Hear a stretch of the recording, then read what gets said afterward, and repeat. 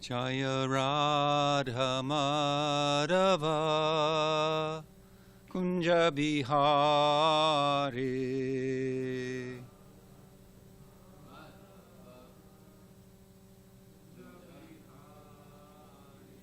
Jaya Radha Madhava Kunja Bihari.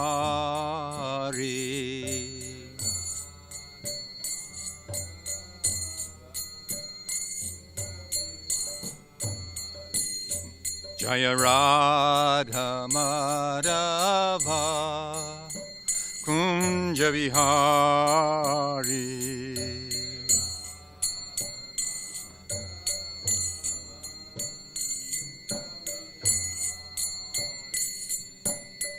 Gopijana Vallabha Giri Varadhari.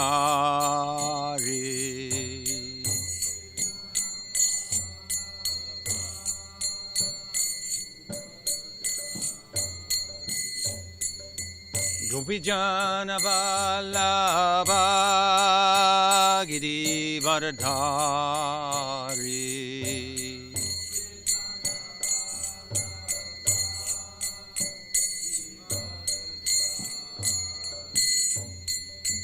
Gopijana Vallabha Giri Varadhari.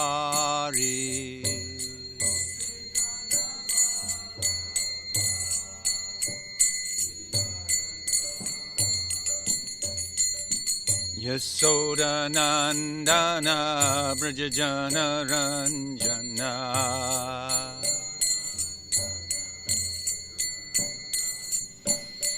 Yasoda Nandana Brajajana Ranjana.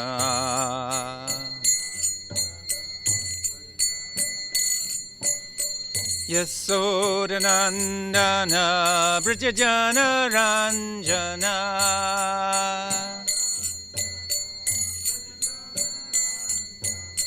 Yasoda Nandana Brajajana Ranjana.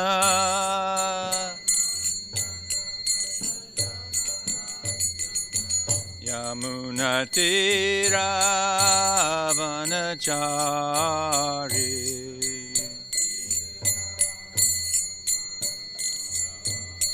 Yamuna Tira Vanachari.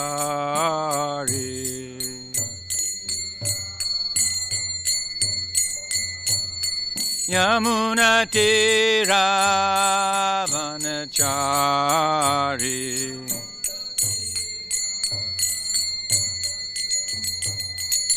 Jaya Radha Madhava Kunja Bihari.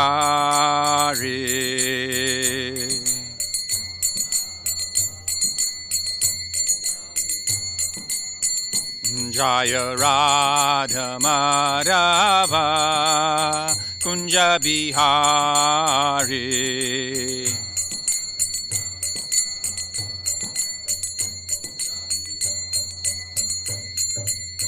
Gopijana Vallabha Giri Varadhari.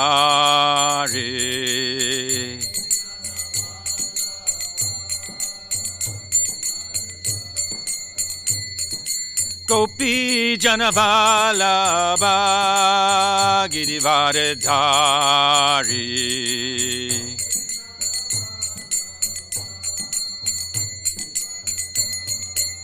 Yasoda Nandana Brajajana Ranjana.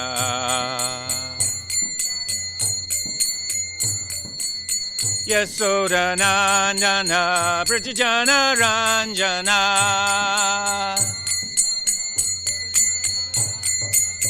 Yamuna Tira Vanachari.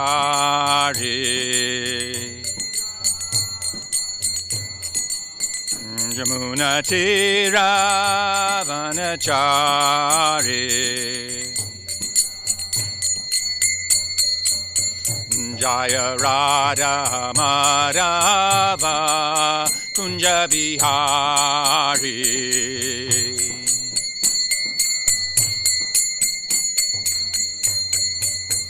Jaya Radha Girdhari Radha Girdhari Radhe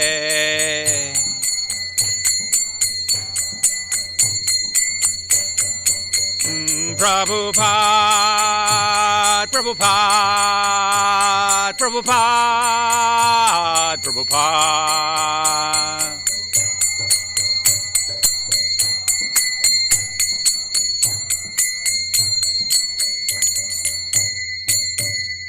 Srila Prabhupada ki Jam Vishpad Paramahamsa Prabhajikacharya Sotara Sata Shishimade Bhakti Vedanta Swami Maharaj Srila Prabhupada ki ISKCON founder Acharya Jagat Guru Srila Prabhupada ki Ananta Koti Vaishnava Vrinda ki Namacharya Srila Haridas Thakur ki Jai Rupa Sanatan Bhatta Raghunath Sri Jivi Gopala Bhatta Das Raghunath Sadguru Swami Prabhugana ki Prem se kaho Shri Krishna Chaitanya Prabhu Nityananda Shri Advaita Gadadhar Shri Vasari Gaur Bhakta Vrinda ki Shri Shri Radha Krishna Gopinath Shamakun Radhakun Giri Govardhana ke Shri Vrindavan Dham ke Navadvip Mayapur Dham ke Jagannath Puri Dham ke Nu Govardhan Dham ke Akadashi Vrata ke Grantaraj Srimad Bhagavatam ke Samaveda Gaura Bhakta Vrinda ke Gaur Premanandi.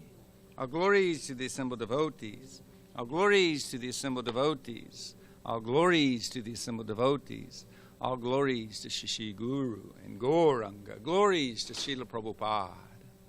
Nama Om Vishnu Padaya Krishna Prasthaya Padale Srimati Bhakti Vedanta Swaminiti Namane Namaste Saraswati Deve Gauravani Vacharane Nivishesha Shunyavadi Paschatya Deshatarne Om Namo Bhagavate Vasudevaya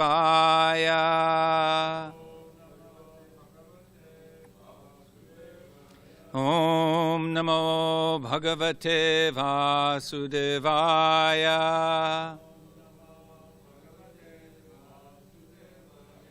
Om Namo Bhagavate Vasudevaya.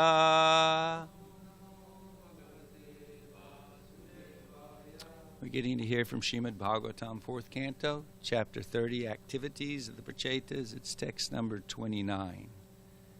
Give you a moment to get there on your phones.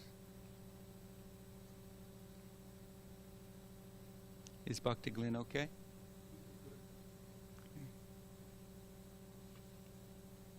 Yena upashanti bhutanam Yena upashantir bhutanam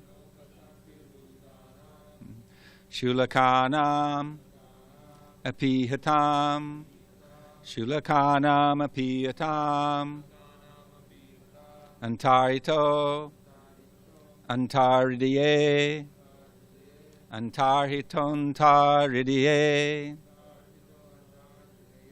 Kasman na Veda na Shisha Kasman na Veda na Shisha Yeno Pashantir Bhutanam Shulakanam Apihatam Antarhitontaridye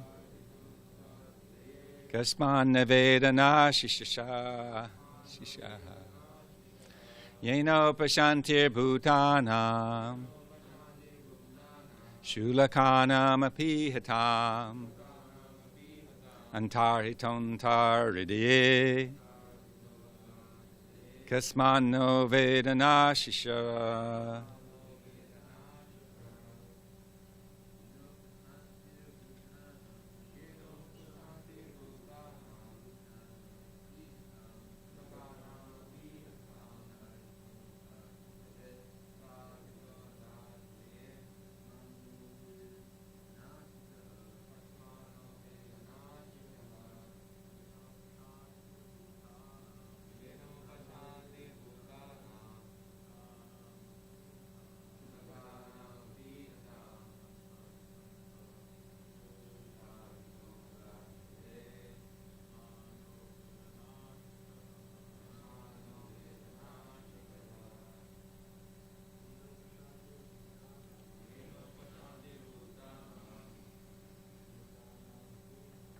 Shulakanam apiyatam.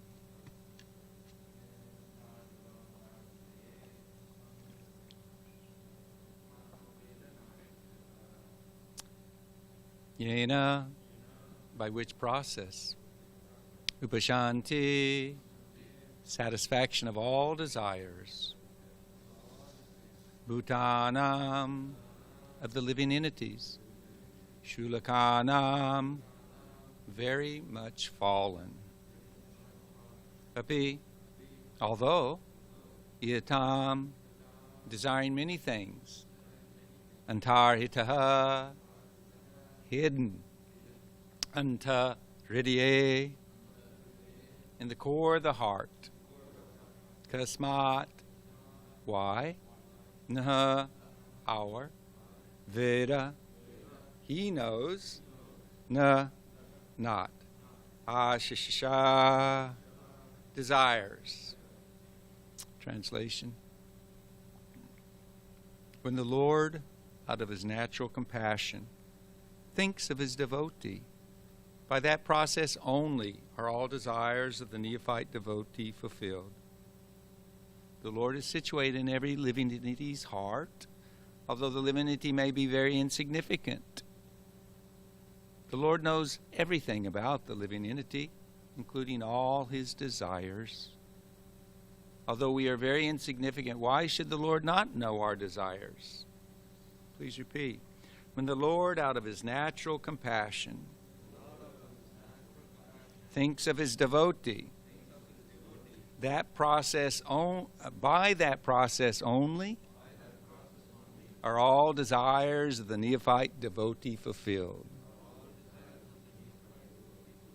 The Lord is situated in every living entity's heart, although the living entity may be very insignificant. The Lord knows everything about the living entity, including all his desires. Although we're very insignificant, why should the Lord not know our desires? Purport by His Divine Grace, A.C. Bhaktivedanta Swami Srila Prabhupada ki. A very advanced devotee does not think himself advanced. A very advanced devotee does not think himself advanced. He's always very humble. The Supreme Personality of Godhead, in his plenary expansion as the Paramatma, or Super Soul, sits in everyone's heart and can understand the attitudes and desires of his devotees. The Lord also gives opportunity to the non-devotees to fulfill their desires, as confirmed in Bhagavad Gita. Matat smitir jnanam aponam cha. You know what that means in English? Where's the microphone when we need it? You left one out, Vijay. There's three things. I am seated in everyone's heart, and from me comes remembrance, knowledge, and forgetfulness. Thank you. So he gives an opportunity to the non-devotees to fulfill their desires also, as confirmed in Bhagavad Gita. Whenever a living entity, or whatever a living entity desires, however insignificant he may be, is noted by the Lord, who gives him a chance to fulfill his desires. If the desires of the non-devotees are fulfilled, why not those of the devotee? A pure devotee simply wants to engage in the service of the Lord without material desire. And if he wants this within the core of his heart, where the Lord is situated, and if he's without ulterior motive, why should the Lord not understand? If a sincere devotee renders service to the Lord, or to the Archa Vigraha form of the Lord, once again, third purport in a row, to the Archa Vigraha form of the Lord. What's the Archa Vigraha form, Tyler? The deities, yes. If a sincere devotee renders service to the Lord or to the deities, the form of the Lord, all his activities prove successful because the Lord is present within his heart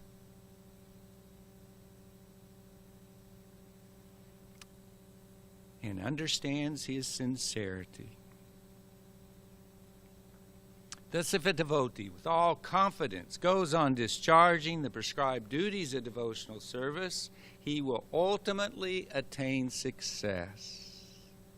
Thus, if a devotee with all confidence goes on discharging his prescribed duties of devotional service, he will ultimately attain success. Could we pray together, please? Om Jnana-timirandasya Gyananjana Salakaya Chakshurunmilitam Yena Tasmai Shri Gurave Namaha Shri Chaitanya Manobhishtam Stapitam Yena Bhutale Swayam Rupa Kadamayam Dadati Swapadandikam Vandeham Shri Guru Shirta Padakamalam Shri Gurun Vaishnavamscha Sri Rupam Sagrajatam Sahagana Raganathan Vitam Tam Sajivam Sadvaitam Savadutam Parijana Saitam Krishna Chaitanya Devam Sri Radha Krishna Pada Sahagana Lalita Shiva Shakan Vitamscha Hey Krishna Karana Sindho Dinabandho Jagatpate Gopesha Gopika Kanta Radha Kanta Namostate Tapta Kanchana Gaurange Radhe Vrindavanishwari Prishabhana Sutta Devi Pranamami Hari Priye Vanchakalpatarubhyascha Kripa Sindhu Bevacha Patitanam Bhavanebhyo Vaishnavibhyo Namo Namaha Jai Sri Krishna Chaitanya Prabhu Nityananda Sri Advaita Gadadhar Shivasari Gaur Bhakta Vrinda Hare Krishna Krishna Krishna Hare Hare Hare Rama Rama Rama Hare Hare. Wonderful purport and verse. The Prachetas are really sharing such nectar with us in their prayers to the Lord. We may be insignificant. Would everyone agree on that? We are very, very insignificant. It's unanimous. Insignificant. I mean, we can't imagine how many living entities are actually on the Earth planet. It's impossible to calculate. Living entities are everywhere. Everywhere. And this is just one tiny little dirt clod in this universe, which is the smallest of all universes. Unlimited material universes. Lord Chaitanya gives the example to Vasudev Dutt. Vasudev Dutt. He said, for the Lord, this 1/4 of his unlimited reality, it's like a big bag of millions of mustard seeds. And he compared this universe to one tiny little mustard seed in those millions of mustard seeds. And then you have all the living entities in there. This is the inconceivable position of the Lord and his energies. How does he manage it? We can't even manage a temple here.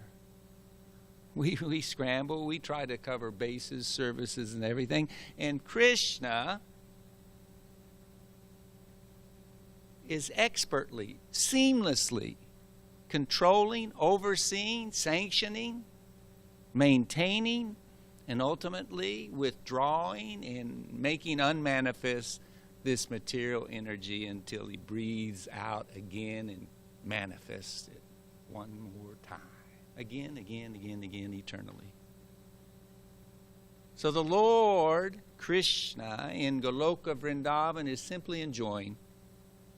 He's totally absorbed in thoughts of his devotees, how to please Srimati Radharani and all the other village members, family members, friends, elders, etc., etc. The trees, the bushes, the fauna, the birds, the Everyone, everything in Vrindavan, he's simply thinking, how can I reciprocate your loving service to me? Simply enjoying serving the devotees. And the same principle extends inconceivably to me and you. He simply wants us to be happy. Now we have to understand we're the energy of the Lord, part and parcel of his marginal energy. So very tiny. You take one hair out of your sika and divide it into, into 1,000 parts? 10,000 parts. I was going to do it 10 times 10. But 1/10,000th the tip. So the dot at the end of your hair, that's how big and significant we are. Yet in the material energy we have chased after the illusory happiness of sense gratification, mental speculation, etc. And because of that, we identify with the subtle body and the mind that we have been given by material energy and controlled by the three modes of material nature. We want it. We chase after it. We don't give it up. Life after life after life after life.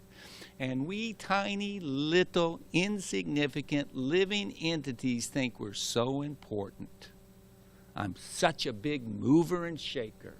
I'm so handsome. I'm so influential. I'm so intelligent. I deserve the attention, the praise, the service of everybody else. What utter foolishness is that? It is so insane, but because we're surrounded by insanity in the kingdom of insanity, then it's the norm. This land is envious. This world is envious. I do morning walks sometimes. Wish I could say regularly, but sometimes. And I walk by the river coming from the ocean. And there's hundreds of seagulls. And they're often, it's very attractive to see the patterns of, they're getting up and flying, but they're always, you multiply that times hundreds, easily 300 plus, easily this little patch that I walk by.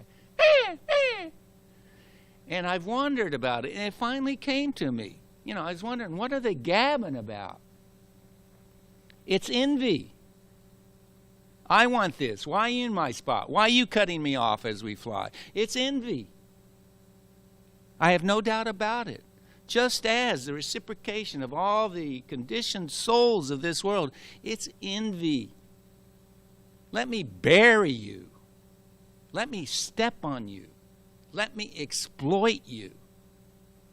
What to speak of our reciprocation, lack of reciprocation, acknowledgement of.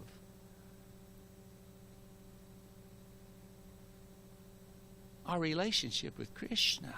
And yet, Krishna expands himself in his localized form as the super soul in the heart of every 1/10,000th tip of the hair size living entity in all the material universes, including you and me.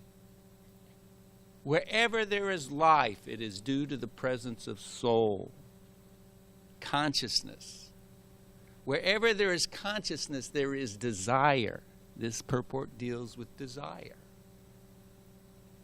We have desire because we're part and parcel of Krishna. Krishna is full of unlimited desires to enjoy. So of course that's our nature. We want to enjoy. It is our birthright to enjoy. It's just that we have insanely tried to kick Krishna off the pedestal of being the Supreme Personality of Godhead and replace him with ourselves.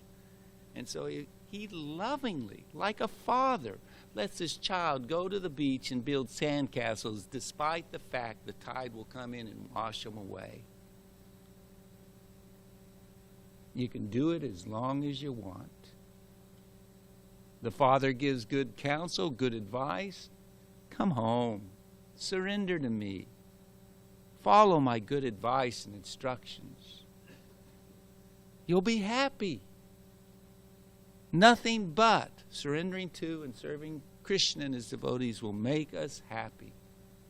And if you don't believe me, keep trying again and again and again and again, lifetime after lifetime.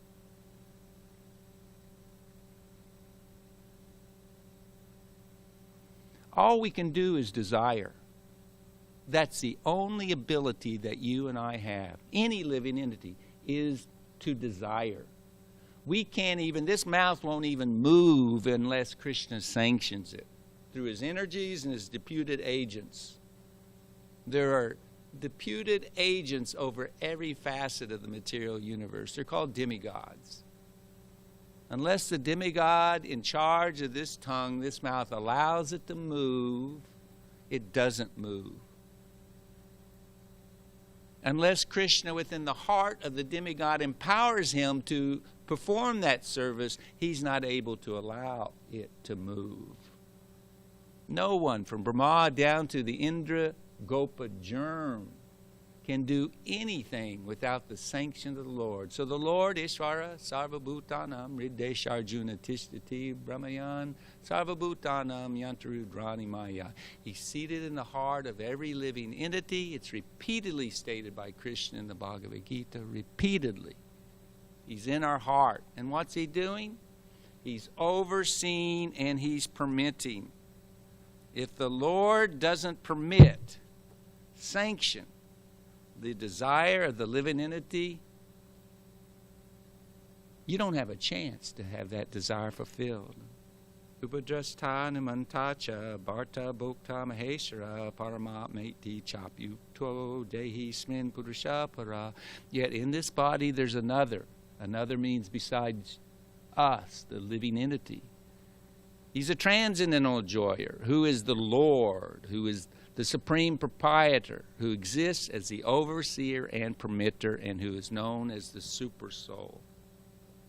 As it is stated, not a blade of grass moves without the sanction of the Lord. Not a tiny little filament of a virus is able to be transferred from one place, living entity, to another without the sanction of the Lord. Everything is completely locked down and under his control, perfectly and completely. So for a devotee who realizes that my business is simply to surrender to him and live in my constitutional reality, I'm God's servant, his eternal servant, servant of his servants. Unless you realize that, you're going to continue to manifest your desire in material sense gratification. And the desire for material sense gratification is contrary. It is counterproductive to wanting to go back home, back to Godhead. And every sane person, every human who is waking up, they talk about the population becoming awakened or awake. The real awakening is to our relationship, our understanding, realizing our relationship with Krishna and acting in that capacity. So for the conditioned souls, human or otherwise, it is in our best interest to render service to the Lord. Akama sarva kama va moksha karma udaradi tivyena bhakti yogena yajeta purusha param. You can be chock full of material desires, and this part of the the devotee, the Vaishnavas, throwing out the line to hook us. Oh, that looks attractive. You mean if I follow this Akadashi, I can get the same results of giving a mountain of gold away at Kurukshetra on a solar eclipse? I can do that. One Akadashi. Abstain from eating. Or as Prabhupada has conceded, let us abstain from eating beans, grains, etc. Ekadashi is meant for some tapasya. Come on, show me some sincerity. Show me some seriousness. Here's a loophole for you. If you take advantage of it, I'm going to give you special mercy. He promises it. The Ekadashis were designed by the Lord for that. Let me give you a foothold, and it's like, playing the board games and you land on one spot. Oh, lucky you. You get to go much further down the line and land on a good spot and reap the rewards. Actually, all a devotional service is like that. But for encouragement of us conditioned souls, sarva kama, who have material desires, then these things are offered by the Lord and His devotees. And if we're fortunate, we take advantage. Now, the pure devotees, they are more fortunate because they realize that this desire for material sense gratifications, I'm taking a step forward, chanting my rounds in the morning. Then when I have some desire that I act upon, I'm taking 2 steps back. I'm trying to light a campfire, and somebody helping me, my mind and false ego, is throwing water on it. It doesn't work. You'll get some smoke, but you won't get the flame that'll burn up the stockpile of sins that we've accumulated since time immemorial. Surrender to the devotees of the Lord. Initiation. All sins removed. All. Sins we have no idea that we committed. The reactions that is coming down upon us, speeding toward us like a freight train, we have no idea. The unlimited stockpile of sins. But when one makes a connection with the Sampradaya and vows to give one's life to Guru and Gauranga,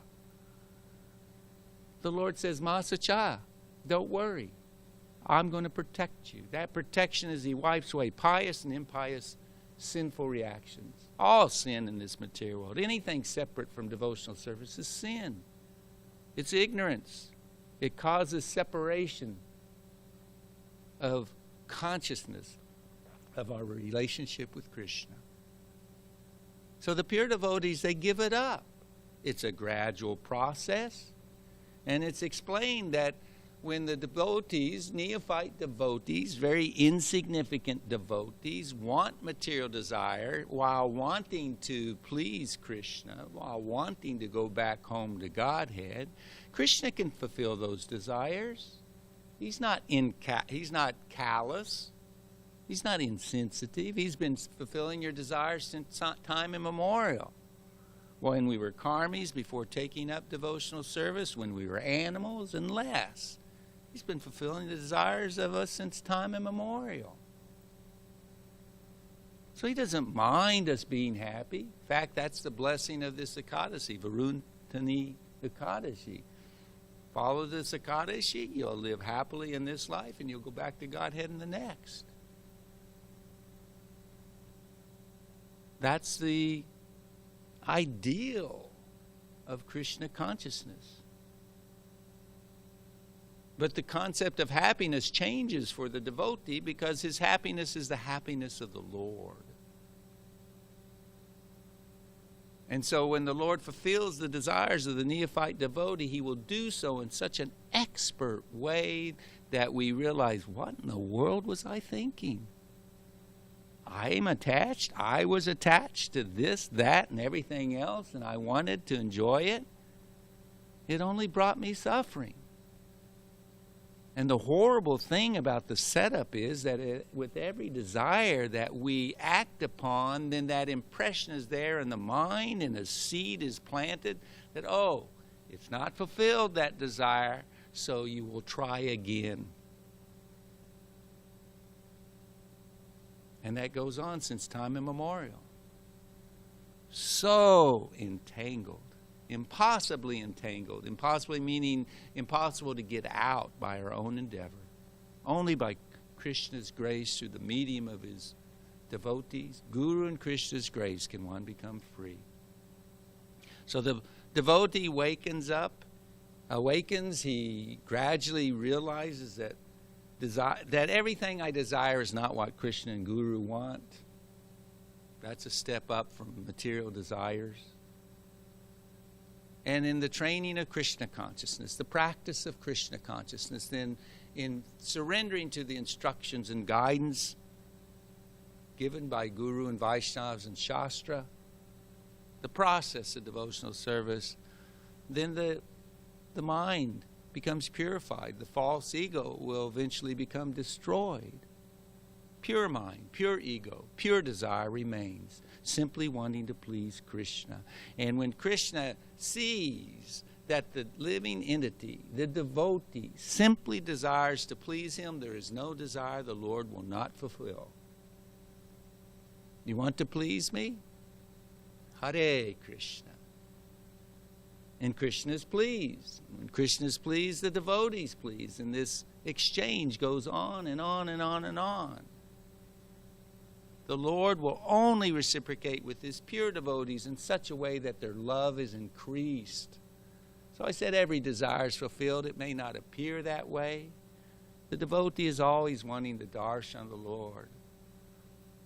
Even the neophyte devotee thinks like that. Oh, I'd love to see Krishna. I want to see Krishna. I want to go back home to God. That's why he appears as the deities. I have to bring in the deity, because Prabhupada in these three purports is trying to introduce us to his friend. He's trying to bring us to the feet of his friend, Krishna, Radha Girdhari, Krishna Balaram, Gaur Nitai. They are here. We see deities, we see statues. Pure devotee sees Krishna, hears Krishna, serves Krishna. I'll tell you a pastime that I would bet all the money I got in the bank, which isn't a lot, $40. But I don't bet losing bets. I don't bet at all. But I wouldn't bet if I knew it was a losing bet. Tell me if you've heard this pastime. I got a feeling you will not have heard this Prabhupada pastime. Hopefully your ears are perking up. Vijay's heard a lot of pastimes. In 1975, Srila Prabhupada came to L.A. They still had the tiny temple, half the size of the temple in L.A. And there was one devotee, Antaryami Prabhu. He was asked to do services in the temple for the last minute scurrying of making it acceptable for greeting Srila Prabhupada. And he was heart-crushed, heartbroken. He wanted to be out there, at the airport. He wanted to be out there at the curb. He wanted to be with the mass of devotees, huge group of devotees, hundreds of devotees, all chanting, glorifying the Lord's representative, Srila Prabhupada. Their hearts melting, hair stand on an end, tears flowing in the presence of he who possesses Krishna Prema, and it is simply emanating from him through his glance, through his nod, through the raising of his eyebrows. Everything he does. So that ecstasy is there, and Srila Prabhupada comes into the temple, and it is like a tsunami spilled into the temple. And that temple was so packed, half the size of L.A. And Antaryami's body is the same height of Srila Prabhupada. That was 5'2". Prabhupada's stature was very small. You would not think that looking at his pictures, hearing of his achievements, hearing of the awe and love that the devotees have for him. Small body. Dynamite of a devotee spreading Krishna consciousness. So Srila Prabhupada came and paid his obeisances to Gaur Nitai, and then he came before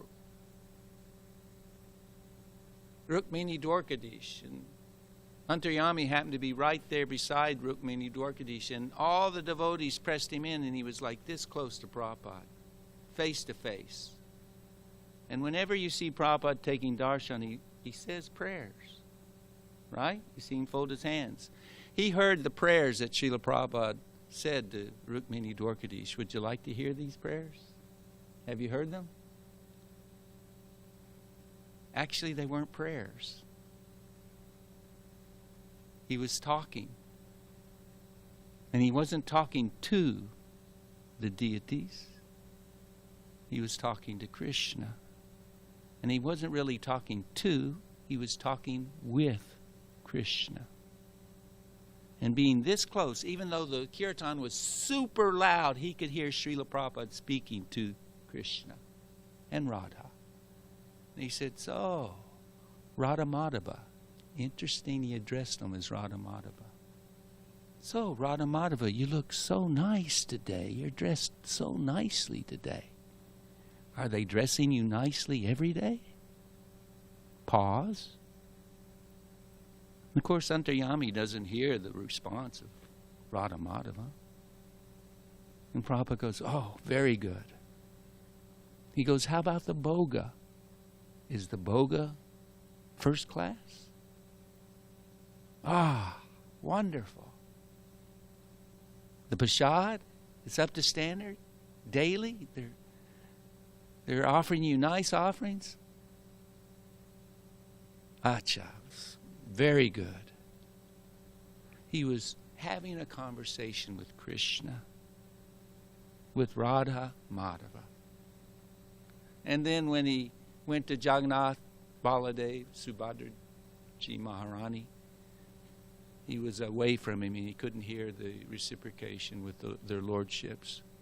But I wanted to make this point, and it was the foundation that I said, Srila Prabhupada's trying to introduce us to his friends, to his most worshipful lords of his heart.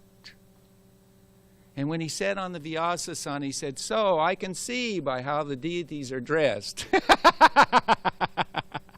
Krishna told him, I can see you're dressing the deities very nicely, that you have a very nice standard of dressing the deities, and that the offerings of Boga are first class. If you will continue offering with this kind of devotion, keeping this nice standard, this high standard, then you will go back home, back to Godhead at the end of this very life.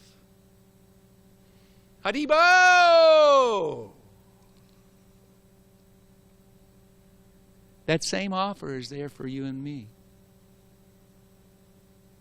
All we have to do is have full confidence, as Srila Prabhupada said in the purport. Realize what's poison and what's nectar. Vijay Prabhu constantly brings up what's favorable. Think of your mind as another person. If somebody's talking BS, nonsense, giving bad advice, do you hang out with that kind of person? No. Ultimately, you get tired of it. Get out of here. The mind has to be captured, caged, and trained. And that's what devotional service does. So we have to understand with confidence this process given to us. We have to execute it. We have to do the austerity of realizing those things which we like but are not helpful in advancing in devotional service and pleasing Krishna. We gotta give them up. Sooner than later is better. Krishna knows what he's doing. If we're stubborn, it may be the very last moments on your deathbed when you realize your body, your friends, your possessions, your talents, the life experience as a whole in that body, worth nothing because it's being taken away from you. Like a dream. There's only Krishna, his devotees, and devotional service. So it's better to wake up sooner than later, but as Srila Prabhupada says, if we go on discharging the prescribed duties of devotional service with all confidence, we will ultimately attain success. And Srila Prabhupada is offering the invitation at the end of this very life. If so many other Prabhus can cross the finish line, why can't we? No good reason. The future is bright if we take advantage of the present.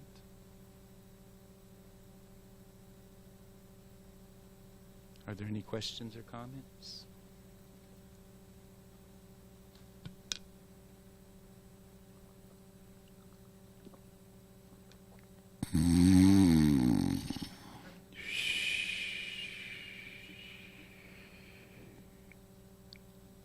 Let's do reflections. Was there anything in class worthy of hearing or repeating?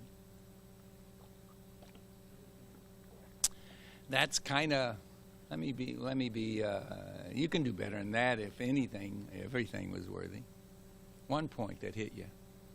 No, say one thing that resonated. I guess envy, when you was talking about envy. Can you give me that microphone? When you was talking about envy. Envy? What about envy? How you walk around and you see it everywhere. You see. It's a reality. Envy is a reality in this world. Okay. Next. Thank you. I was going to mention, if I remember correctly, in the last few classes, I feel like the point was mentioned about... Could you speak a little? You got sand in your mouth. Marble Sorry. in your mouth.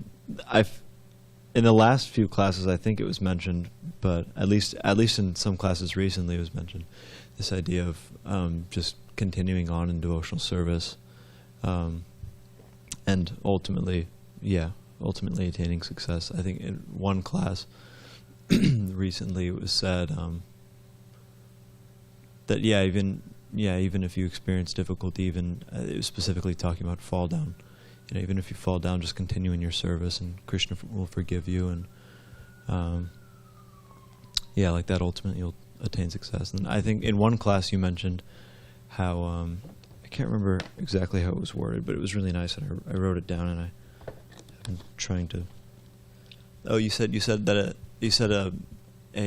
sincere devotee, one who's sincere cannot be without knowledge, and you emphasized how. They're kind of like mutually exclusive states. What's the verse that supports that? I could say any kind of nonsense. 10th chapter, Bhagavad Gita. Oh, I don't know. Balara? No. I'm not sure. How about Tesham Satata Yuktanam Bhajatam Priti Purvakam Dadami Buddha Yogam Tam Yenamama. He gives the knowledge, the intelligence. So it's substantiated. Yeah. But anyway, I like that point, and it's encouraging. Thank you. Keep on keeping on. Our Prabhu wants to...